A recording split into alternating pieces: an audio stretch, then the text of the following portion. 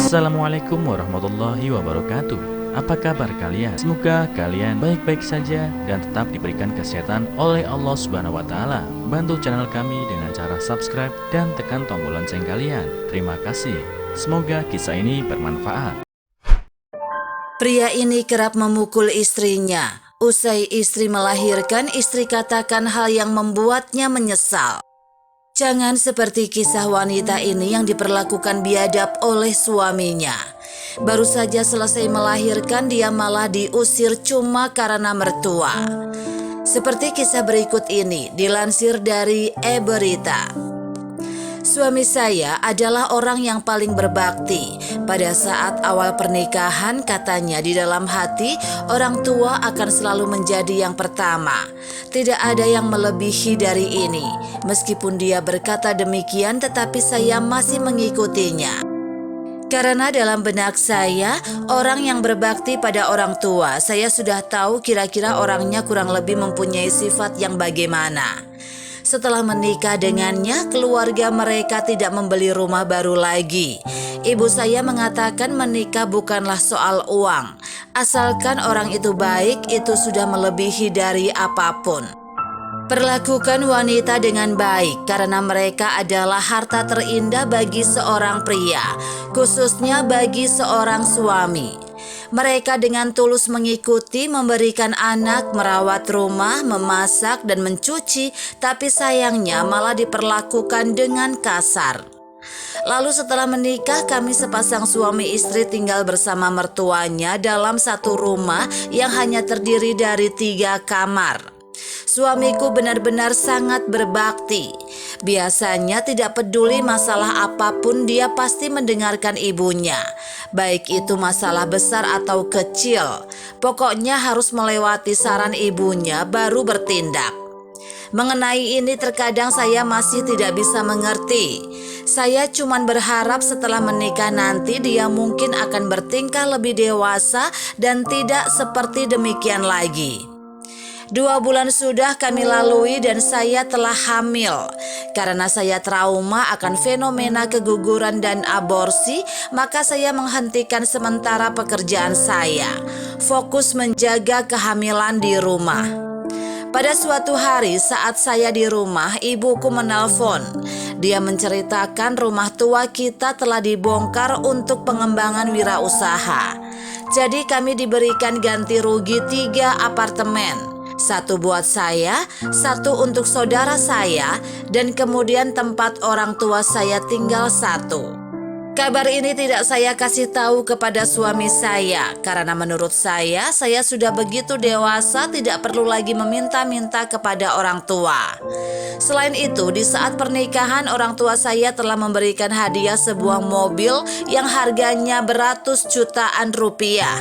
Saya benar-benar merasa malu jika meminta lagi sesuatu dari orang tua saya.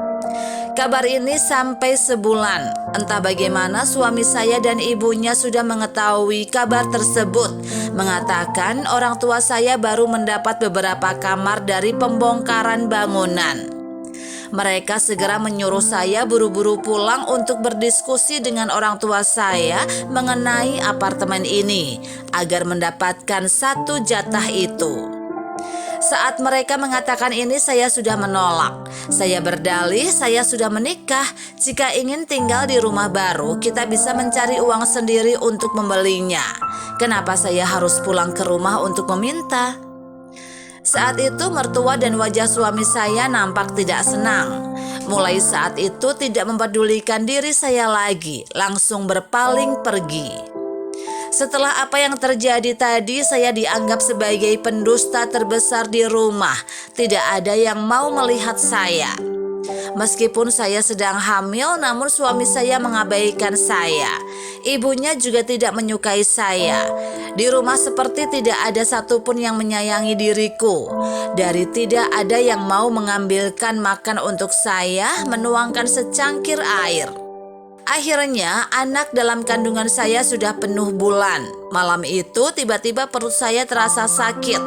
Sang kakek yang mendengar jeritan saya dengan segera memanggil suami saya membawa saya ke rumah sakit. Anak pertama kami telah lahir. berjenis kelamin laki-laki. Seketika seisi rumah sangat tegang dengan kehadiran cucu laki-laki, seakan telah meringankan banyak beban. Setelah kelahiran buah hati kami, tidak tahu apa saat proses melahirkan dokter menyuntikkan anestesi atau masih lelah, pinggang saya selalu terasa sakit. Tetapi suami saya dan ibunya satu kata untuk menyemangati saya pun tidak. Setelah buah hati penuh 1 bulan, suami saya memaksa saya bergegas untuk segera pergi bekerja. Dia mengatakan bahwa gajinya seorang tidak sanggup menghidupi saya dan buah hati kami. Ibunya juga ikut menambahkan di dalam keluarga masih ada beberapa orang. Bagaimana mungkin hanya 1 orang yang mencari nafkah?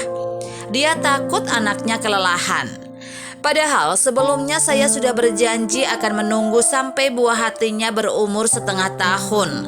Mertua saya pasti lebih bisa menjaga anak kami dan saya akan balik padanya.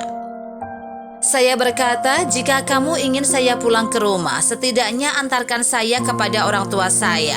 Jangan bertingkah begitu egois. Malah dia kembali memberi saya sebuah tamparan, lalu berpaling untuk pergi lagi. Saya langsung meraih tangannya, tidak ingin dia pergi. Terus dia memberi saya tamparan untuk kedua kalinya. Setelah itu dia pun tidak menoleh melihat saya, langsung pergi meninggalkan tempat itu. Saya menggendong buah hati kami pulang ke rumah orang tua saya. Sesampai rumah ibu saya bertanya, "Ada apa dengan wajahmu seperti ini?" Saya yang sudah tak tahan menceritakan semuanya dari awal. Ibu saya yang tak tahan juga sudah ingin keluar rumah untuk mencari penjelasan keluarga suami saya. Ayah saya dengan sigap menarik ibu saya. Ayah dengan bijak mengatakan bahwa keluarga mereka tidak bisa diandalkan lagi. Dalam batin mereka sudah tersimpan sifat buruk. Awalnya saya berpikir beberapa hari ini dia akan sadar dan menjemput kami kembali. Siapa tahu beberapa hari ini tidak ada satupun dari keluarganya yang datang. Maka ayah menelpon kembali ke rumah mereka dan berpasan yang angkat adalah suami saya. Suami saya berkata, sejak kapan dia berjanji untuk menjemput saya dan anaknya pulang ke rumah? Apa yang baru saya dengar baru-baru ini hampir membuat saya gila. Ternyata suami saya masih ngotot soal rumah itu. Keesokan harinya saya menelpon ayah untuk mengambil kartu keluarga kami. Tanpa diskusi langsung menambahkan anak saya ke dalam anggota keluarga saya. Biarkan anak saya mengikuti nama marga keluarga kami. Biarkan anak ini benar-benar masuk ke anggota keluarga kami. Setelah beberapa hari dia baru ingat mau memasukkan anaknya dalam kartu keluarga. Lalu datang kepada saya meminta bukti medis kelahiran anaknya.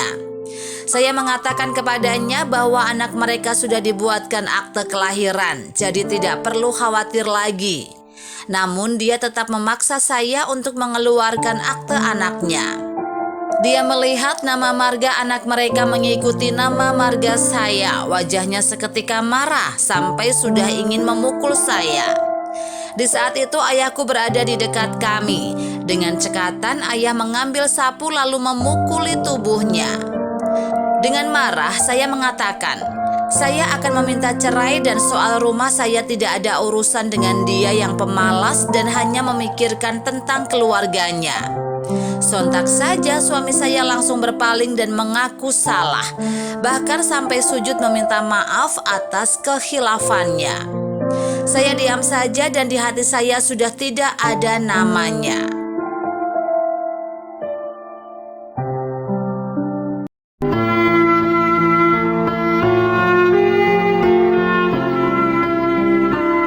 Assalamualaikum warahmatullahi wabarakatuh. Apa kabar kalian? Semoga kalian baik-baik saja dan tetap diberikan kesehatan oleh Allah Subhanahu wa Ta'ala. Bantu channel kami dengan cara subscribe dan tekan tombol lonceng kalian. Terima kasih.